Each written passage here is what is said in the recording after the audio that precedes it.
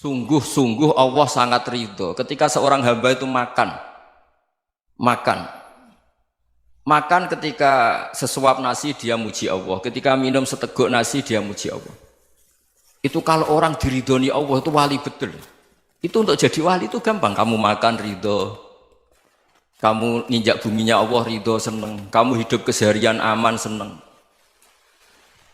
Nah ini supaya sampean kita semua ngaji betapa panduan Rasulullah untuk menggapai ridho Allah itu banyak yang keseharian sekali. Saking kesehariannya banyak dalam hadis dan itu sahih. Nabi menyebut hal-hal yang keseharian. Hatta ma tas'alu fi fimra'atika, kamu punya uang kemudian istri kamu bisa makan itu ibadah. Bahkan sebagian ibadah itu dicontohkan Nabi yang akhirnya diprotes sahabat.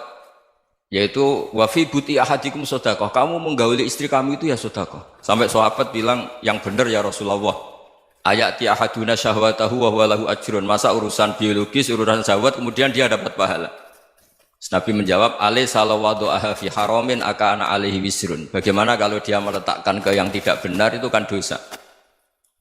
Nah, hal-hal seperti ini yang saya ingin teman-teman semua saya juga agak ingin ngaji demi Anda juga agak ingin. Itu dosa sekali ngaji kok pesanan kelompok tertentu itu enggak boleh.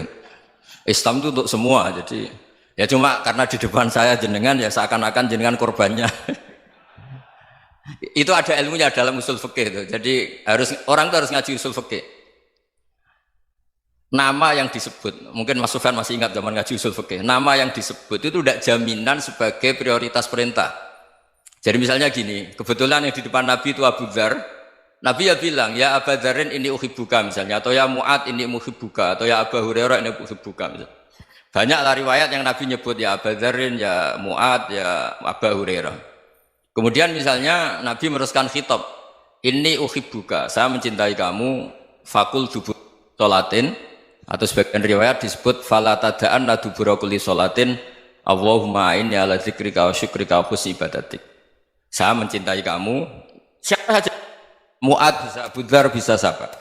Saya mencintai kamu, mohon kalau habis sholat kamu jangan lupa wiridan Allahumma a'inni ala dzikrika wa syukrika wa husni ibadatik. Ya Allah, tolong kami permudah supaya mudah ingat engkau.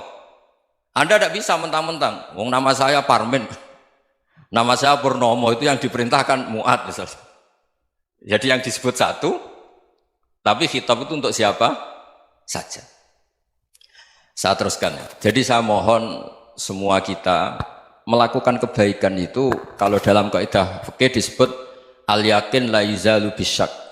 Banyak kebaikan yang kebenarannya itu 100%. Tidak punya efek samping ke pihak lain, ke kelompok lain, ke komunitas lain. Itu tadi misalnya Anda makan dan itu murah sekali, hanya butuh satu piring. Setiap punyaan kamu muji Allah, setiap minum kamu muji Allah. Itu redaksinya Rasulullah SAW disebut Allah sangat ridho ketika seorang hamba makan, kemudian dia memuji Allah, atau minum kemudian dia muji Allah. Logikanya gampang. Negara seperti ini yang kamu harapkan bentuknya kayak apa, mertua, ipar, komunitas, tetangga, itu nyata terjadi itu kan belum pasti. Sementara yang mesti terjadi adalah kamu butuh makan, kalau tidak mati. Butuh minum, kalau tidak mati. Butuh bumi yang nyaman ditempati, kalau tidak kita juga mati. Sebab itu Allah kalau menyebut nikmatnya itu hal-hal yang keseharian. Alladzi at'amahum min ju'. Allah itu siapa? Allah itu yang menciptakan kamu bisa makan. Tidak berlebihan. Allah itu yang menciptakan kondisi sosial itu ideal. Zaman Nabi itu ya ada orang munafik. Orang-orang pilihan Allah itu juga diuji orang sekelilingnya yang macam-macam. Semua diuji sesuai konteks zaman dan waktu. Nah, tapi ada ibadah-ibadah yang selalu disarankan Nabi. Sampai Nabi itu pernah ditanya, ayul islami khairun ya Rasulullah, Islam terbaik itu gimana? Jawaban Nabi itu unik. It'amu to'am. Islam terbaik itu ya makan-makan, yang santai-santai. Ketika Allah menyebut beberapa kebaikan, falak tahamal aqobah wa ma adrokan Allah mal aqobah. Terusannya apa? Fakku raqobah. Terusannya apa? Au it'amun fi yaumin di masghubah. Ya itu acara makan-makan itu juga Islam. Kenapa? Ya bayangkan kalau tidak ada makanan kita mati kan? Kondisi sosial tidak ideal itu Anda masih gak apa-apa. Tapi kalau Anda tidak makan, Anda tidak minum, Kamu punya istri cerewet masih bisa hidup, punya mertua cerewet masih bisa hidup. Tapi kalau tidak makan bisa mati. Berarti penting mana istri sama makan? Penting mana? Makan. Semoga istri Anda dengar, nanti kamu disuruh makan tapi pulang deh. Itu kalau dibahasakan makan masih memahami. Penting mana nasi satu piring dengan istri. Nggak ada nasi mati, nggak ada istri belum mati. Penting mana?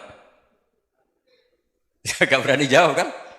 Nah, ternyata Anda ada garang kan di depan istri. Jadi saya mohonlah, mungkin Mas Sufyan Sauri tadi yang bisa bantulah. Teman-teman tuh ngaji yang keseharian saja. Karena kita nyari ridha Allah itu berdasar firman Allah. Dan firman Allah itu menyebut keseharian tuh riang, gampang. Yaitu tadi misalnya wa min ayatihi manamukum bil laili wan nahar. Termasuk ayat-ayat Allah itu kamu tidur. Maka dulu itu ada guyonan, ada tokoh Mu'tazilah, kelompok dalam Islam yang berpikir manusia itu bisa menentukan ikhtiarnya sendiri. Karena saya bisa duduk, ingin berdiri, berdiri. Karena kelompok ini nggak terima kalau semua kehendak Allah, nanti bagaimana kalau semua kehendak Allah kok ada hisab ya, ada sanksi. Lucunya itu, dia akhirnya, ini cerita ya, mencintai seorang perempuan, cantik sekali. Dan itu dia menjadi ahli sunnah itu oleh hal-hal yang sepele. Karena istrinya cantik, ya namanya suami istri hubungan intim. Terus ditanya, Mas, masih ingin lagi? Masih. Silahkan diulang lagi. Wah ya tidak bisa. Katanya manusia bisa menentukan yang diinginkan. Itu tobat itu. Itu nggak bisa ditobatkan Mas Sufyan Ats-Tsauri. Orang cantik yang mudah nobatkan orang itu orang cantik.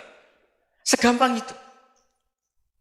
Akhirnya kita tahu, makanya kalau dalam kitab Hikam itu disebut al-aqil mayyakul madza yaf'alu wa hubi wal ghafil mayyakul madza af'al. Orang yang punya akal karena sadar ini wilayah Allah, semua milik Tuhan. Itu dia tiap hari berpikir, besok Allah akan melakukan apa terhadap dunia ini. Kamu merencanakan suatu mau plesir, ternyata gempa. Mau wisata ke Rusia, ternyata perang. Kamu tidak pernah tahu apa yang akan terjadi besok. Wa ma tadri nafsum madza taksibu ghadan. Tapi anda semua kita ini sering punya jadwal permanen. Makanya saya kalau diundang siapa saja, sanad takdir. Yang jelas Gus ini acara penting. Ya masih acara penting nak pangeran ngersakno piye? Kok ape dadi pangeran? Kamu kok mau jadi Tuhan? Itu kadang ya kiai. Penting Gus acara ini jenengan harus memastikan bisa. Loh kamu itu yang ngajarin tauhid, sesuatu itu biadillah kok bilang-bilang apa pasti. Kalau maksa terus tak tobatkan loh kamu kata saya. Ya kalau gitu Gus bilang insya Allah.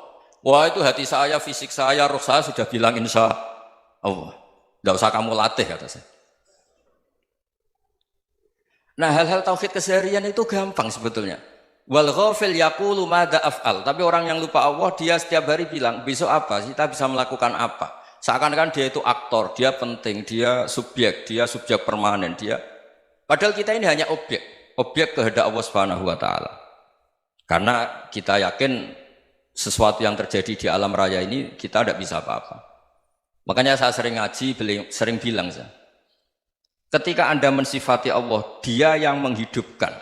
Sudah itu tanamkan sehingga ketika kita mati santai saja. Kenapa santai? Allah punya cara menghidupkan kita. Zaman kita hidup juga gak tahu caranya ngelola jantung, ngelola paru-paru. Kamu juga gak tahu ngelola oksigen yang tidak beracun, tidak mengandung polusi. Tahu-tahu hidup. Gak ingin tua ya tahu-tahu tua, gak ingin mati tahu-tahu mati. Selama ini kita hidup juga gak tahu apa-apa sebetulnya. Hanya gaya tok, punya jadwal, punya planning. Kalau kamu bisa menentukan pilihan Anda, pasti Anda istrinya cantik, 4 neriman semua, kona'ah semua. Nyatanya enggak kan? Ada 1 jelek, cerewet. Oh itu kan, nyatanya enggak bisa apa-apa Anda kan? Dan kamu bawa mati lagi. Itu kan, istri Anda juga gitu, punya keinginan, punya suami yang ganteng, yang jabat, yang neriman, yang enggak poligami. Ya enggak kesampaian juga. Kalau kita ngitung tingkat kegagalan kita itu gagal terus. Ya kan? Nah, terus ingat Allah, madza yaf'alu wa bi. Orang yang punya akal selalu berpikir Allah itu menghendaki apa terhadap saya. Lalu sama-sama orang melihat orang yang serius, itu kata Anda itu pemikir berat, serius, senang punya tokoh yang merengut karena kamu anggap serius. Tapi sebagian orang anggap orang yang serius itu wong merengut, wong masam, wong muka kok ditekuk. Jadi sama Itu hati ya muqallibal qulub tsabbit qalbi ala dini, karena kita nggak tahu cara berpikir kita tentang orang lain, tentang sekeliling kita. Misalnya kita orang baik yang jenis ngrumat fakir miskin, ada orang bangun masjid mewah itu janggal. Apa artinya masjid mewah kalau banyak orang kelaparan? Tapi kalau yang jenis pendidikan, apa artinya masjid mewah kalau tidak bisa ngaji? Nanti yang jenis infrastruktur, apa artinya ini kalau semuanya punya sudut pandang yang berbeda-beda. Dan Islam mengapresiasi semua kebaikan. Tapi katakan semua kebaikan itu adalah kehendak Allah Subhanahu wa taala. Karena apapun baik Anda itu pakai fasilitas yang diberikan oleh Allah Subhanahu wa taala. Sehingga ini yang disebut qulillah tsumadarhum fi khawdihim yal'abun. Ya kembali tadi ke tema-tema bahwa keseharian Anda ini sudah Islami. Saat Anda tidak bisa melakukan apa saja. Saya sering ada jenazah, biasanya kalau tetangga meninggal saya sering disuruh ngelepas. Saya bilang orang ini baik karena sering ngelamun di rumah, sering nganggur di rumah. Ditanya sama anaknya, kenapa Gus nganggur baik? Ya kalau dia nganggur artinya juga agak berbuat sesuatu yang maksiat kan? Ya kan? Orang nganggur di rumahnya ya tidak bunuh orang, tidak maling, tidak korupsi, ya namanya nganggur di rumah. Lah cuma istri cara pandang nganggur gak menghasilkan uang itu. Tapi juga gak menghasilkan kriminal kan? Jadi sebenarnya Islam itu makanya kalau sampai ngaji usul fikih itu ada kitab usul fikih namanya Lubul Usul, itu terkenal sekali di pesantren itu. Itu kalau ngapresiasi keseharian itu luar biasa. Izma min mubahin illa wa yatahaqqaqu bihi tarku haramimma. Karena keseharian yang mubah saat Anda lakukan itu ada kehebatan yang luar biasa, yaitu meninggalkan haram. Makanya dulu banyak orang-orang alim ketemu temannya itu guyon sampai semalaman. Itu biasanya yang semangat Islam itu kiai kok tidak tahajud, kiai kok tidak witir. Orang yang sedang mapan uangnya banyak, malam itu tidak kelayaban itu sudah luar biasa. Melawan nafsu supaya tidak maksiat itu sudah luar biasa. Supaya lupa guyon sama temannya semalaman sampai subuh. Gejlok-gejlokan ngenang zaman miskin, zaman kuliah nggak jelas, zaman apa. Melihatnya jangan tarkut tahajud. Seperti ini meninggalkan tahajud, tapi meninggalkannya ini talkul muharramat. Jadi kayak apa hebatnya? Sehingga Imam Ghazali punya riwayat yang agak unik. Hatta takuna ibadatu akhiri hadil ummah iku an-naum. Sehingga suatu saat ibadah terbaik umat ini itu tidur. Itu kan riwayat kontroversi. Ketika Imam Ghazali tanya, kenapa iya? Kenapa kamu mulai keluar dari rumah itu sudah banyak maksiat? Melihat perempuan yang enggak mahram, melihat fenomena. Tapi kalau kamu tidur itu enggak melihat apa-apa. Tapi juga kamu jangan menganggap tidur itu ibadah betul. Saatnya melakukan fardhu ain malah masih tidur. Tapi itu sudut pandang yang menjadikan kita Islam itu gampang. Jadi saat Anda tidak bisa aktivitas apa-apa, misalnya ada beberapa orang yang lumpuh. Lumpuh itu memang nggak bisa Jumatan, nggak bisa ibadah, tapi dia juga nggak bisa maksiat. Tidur itu memang Anda saat itu tidak bisa tahajud, tidak bisa witir, tapi saat itu ada zina, ada maling, tidak gosipkan orang, tidak bully orang, tidak menanamkan kebencian, tidak hasud. Sehingga tidur menurut Allah Ta'ala wa min ayatihi manamukum billaili apa?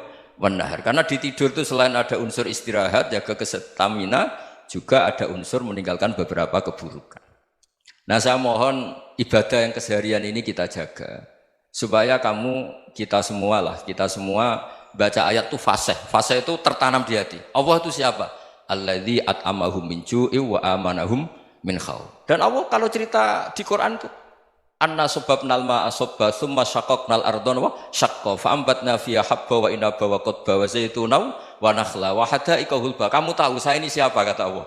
Saya ini adalah Tuhan yang menurunkan air, kemudian ada tanaman banyak. Habba wa inaba wa qadba, ada zaitun, ada tin, kalau orang Jawa mungkin ada tela, ada padi, ada mangga, ada pisang. Sudah. Wa inaba wa zaituna wa nakhla wa hada'iqa hulba. Ada perkebunan yang lebat. Tujuannya apa? Mata Allahkum, silahkan kamu pakai, kamu nikmati. Tapi karena kadang kita ini punya ide-ide besar. Tadi untuk syukur saja nunggu punya istri riman, rumah baik, tetangga baik, komunitas baik, semuanya baik baru syukur. Lama-lama nanti ada di surga, syukurnya nunggu surga paling kelas A. Itu sudah ada yang menghuni Rasulullah, kamu nggak boleh di situ. Masa untuk syukur saja? Repotnya Masya Allah. Jadi mohonlah Quran yang kalau Anda hafalkan juz sama itu kan ada ayat-ayat yang kayak tadi. Ya, fal yang dzuril insanu ila ta'ami. Coba lihat Apa yang kamu makan ya? Dari mana? Dan untuk mempertahankan hidup kamu keseharian. Jadi jangan kira ibadah itu harus membentuk komunitas yang versi Anda. Ibadah itu harus hal yang mulu-mulu. Kesehariannya Anda alami. Loh, ini saya tidak bikin-bikin. Saya ngaji bukan karena berdasar pesanan. Itu ayat yang saya bacakan betul ada ayatnya kan. Fal yang dzuril insanu ila tu'ami anna sababnal ma'a sabba thumma syaqqaqnal ardo syaqqa fa ambasna fiha habba wa inaba wa qadba wa zaituna wa nakhla wa hadaiqa ghulba. Terusannya apa? Mata'al lakum, silakan kamu nikmati. Mata itu silakan kamu nikmati. Ya kayak sampean dikasih hidangan ya makan. Ya sudah makan, habis makan ya minum, habis itu ngantuk ya tidur. Ya sudah normal-normal saja. Kayak apa indahnya Islam? Tapi Anda mencari Islam yang gimana lagi? Nah itu yang diajarkan guru-guru kita, diajarkan sanad kita sampai Wali Songo, sampai Rasulullah SAW. Bahwa pada akhirnya ada jihad, ada perang. Itu dulu memang perang, bukan membunuh, beda. Dulu kita dijajah Belanda ya perang, dan itu normal karena kita dijajah. Jadi ketika orang lain ingin baik sama kita, wa in ahadum minal musyrikin astajaruka ya fa'jirhu hatta yasma'a kalam Allah. Kalau mereka ingin baik ya kita baik.